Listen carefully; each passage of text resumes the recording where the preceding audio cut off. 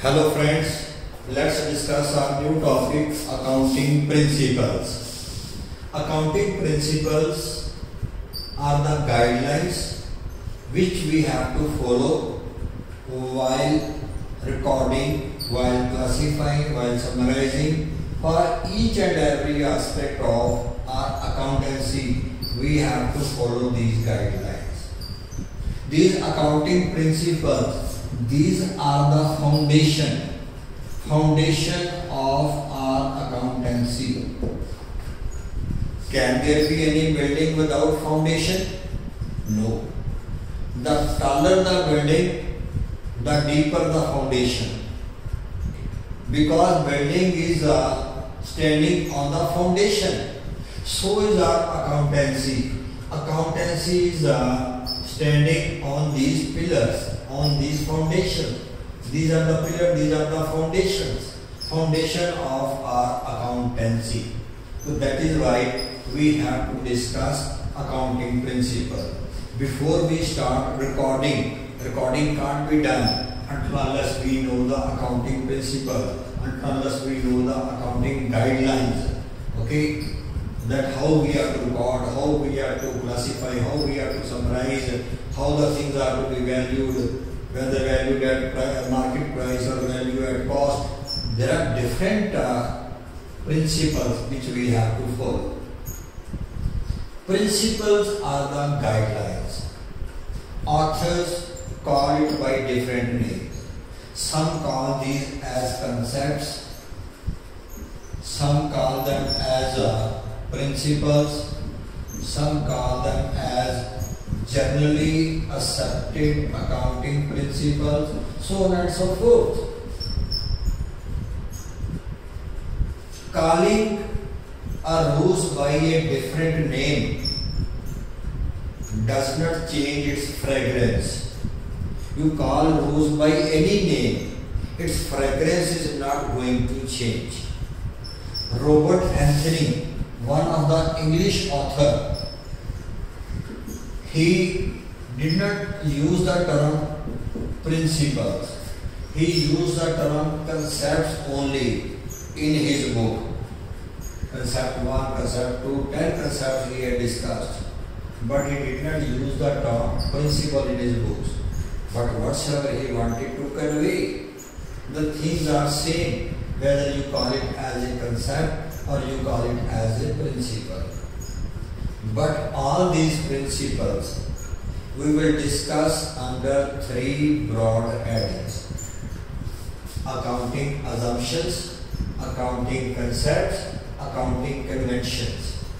I may call it as an accounting assumption, but these are the accounting principles. I may call it as accounting concept, these are the accounting principles. Accounting conventions, these are the accounting principles. But under these three different headings, we will discuss these accounting principles. There is one body, Institute of Chartered Accountants of India. They have established certain standards, certain guidelines for preparing the accounts in order to maintain the uniformity all over India for the companies. And for that they have issued various standards, and those are compulsorily to be followed by the companies in order to maintain the uniformity of accounts. So as per Accounting Standard 1 issued by the Institute of Chartered Accountants of India, they have issued three assumptions. They have specified three assumptions in their accounting standard. 1. Assumption means when we have to assume that things will be like this way. For example, yesterday the class was taken by the teacher at 11 o'clock. So yesterday if it was taken at 11 o'clock, today it will be taken at 11 o'clock. Tomorrow it will be taken at 11 o'clock. Teacher need not inform us time and again at what time your class will be. If teacher is taking the class at 11 o'clock, we assume for today, we assume for tomorrow, we assume for day after tomorrow also that our class will be taken at 11 o'clock. This is assumption. This is assumption. So there are three assumptions which we will discuss, which are as per the Accounting Standard 1 issued by the Institute of Chartered Accountants of India and also issued by International Accounting Standard Committee. They issue the International Accounting Standards, and as per their International Accounting Standard 1, they have also issued the same assumption. So three assumptions we will discuss under this point. And let me repeat it. Whether we may call it as assumption, concept or conventions, these are the accounting principles. What is the difference between concept and convention? We will discuss. But at present we are discussing the assumptions to be followed by every businessman when they prepare their accounts. And first such assumption is going concern concept. Going concern concept. This assumption, going concern, assumption, concept, going concern, principle, you may call it by any name, no problem. Name is not the issue. Issue is what is the significance, what is the implication, what the particular point wants to say, which we are to follow while preparing our accounts. Going concern concept. Every business is treated as a going concern, not a gone concern. Suppose you took the admission in 11th class, in DAV public school. In DAV public school, you took the admission. Will you ask the school authorities what will happen to your school next year? Whether the school will be closed next year or it will continue for the next year also. It is assumed that DAV public school, which is giving us admission in 11th class, will continue its classes for 12th class next year also. Neither I asked nor they told for the next year. Is it okay? We assume that this institution is running for the last so many years, and for the coming years, this will again run. So for 12th class, I need not bother where to get the admission. Naturally, if I have done 11th class in DAV public school, I may prefer 12th class in DAV public school. But it is an assumption that it will continue for the years to come. So this is a going concern concept. That every business is a going concern, not a gone concern, not to be wound up, not to be closed in the very near future. So what is the implication of this going concern concept? The implication of going concern concept is that when we are to record our assets, we record the assets at their book value as per the books. Let me clarify you. Cost minus depreciation is called as book value. If I purchase the machinery for 1 lakh, 10,000 it is depreciated, at 90,000 it will be recorded in the books. As per the books, value of machinery is 90,000 as per books, but in the market its value may be 84,000 only.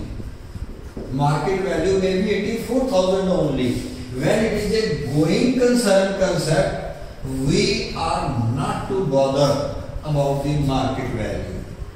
The amount to be realized if we sell it to be realized. If we sell it, how much money we are going to fetch, how much money we are going to receive. If we dispose of, if we sell this particular asset, so going concern concept records our assets at their book values and liabilities amount payable at the original values. This is going concern. So had there been gone concern, let us suppose this business we feel that this will be wound up after 7 months. This will be wound up. Then we will record the machinery at 84,000, not at 90,000. Gone. When it will be gone, its value will be 84,000. We will record it at 84,000. But because it is not a gone, it is a going concern. In going concern, at their cost or at the most, in case depreciation is there, by providing the depreciation, whatsoever is the value in the books, at those values we record the assets in the books of accounts. Second assumption is accrual. Accrual means the things which have arisen. We will discuss three bases in our accounting system. Before we start preparing the accounts, we must know the system, whether it is a accrual system, whether it is a cash system, whether it is a hybrid system. Until unless we know the system, we can't start recording the transaction in the books of accounts. And out of the alternatives available, we assume that accrual concept is followed in the books. Not the cash system. What is accrual system? What is cash system? What is hybrid? Mixture of the two we will discuss. But this system is assumed to be followed. For example, in brief, what is accrual system? Accrual system or accrual assumption is, suppose we sold the goods to Dilip in February for rupees 80,000, but cash received from Dilip is in March 80,000. Cash received is in March. Goods were sold to Dilip for 80,000. Question arises, when has our income has accrued, when income has arisen, when the income should be recognized, when goods are sold or when cash is received. It depends upon the system. If it is a cash system, when cash is received. If it is a accrual system, then when goods are sold, whether cash is received or it is not received, it is immaterial. When goods are sold, income has accrued, income has been earned, income is recognized. This is accrual. So here in this case, we need not assume, we need not bother whether transaction should be recorded on cash basis or it should be recorded on accrual basis. We assume, if nothing is specified, we assume that accrual concept, accrual assumption will be followed. So whenever goods are sold, immediately we record it. Suppose the rent for the month of January 2019 has become due. Whether we have paid or not, we might be making the payment in April, which comes the next financial year, next accounting year. But the rent will be recorded in this accounting year, not in the next accounting year, because it has accrued. We have consumed the services during this particular period. We avail the benefit during this particular period. Hence, accrual concept or the accrual assumption says when these have arisen, then at that time these must be recorded. And the third assumption is consistency. Consistency. Consistency means uniformity. Uniformity. Uniformity. Sometimes there are different methods of calculation. For example, depreciation. There are different methods of calculating the amount of depreciation. There are different methods of valuation of stock. But if there are different methods, method A, method B, method C, there are say 10 methods. Which method to be followed? You may follow any method. But the method you follow, you have to maintain the consistency, uniformity for the years to come in order to maintain the uniformity or comparability in of your books of accounts. If a method is followed, for the years to come, the same method will be followed by you.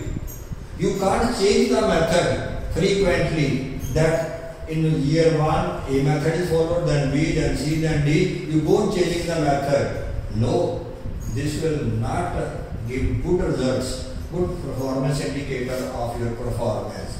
Because the amount calculated as per this method may be different, amount calculated as per this method may be different. So amount, because amounts are different, that affects our profit or loss.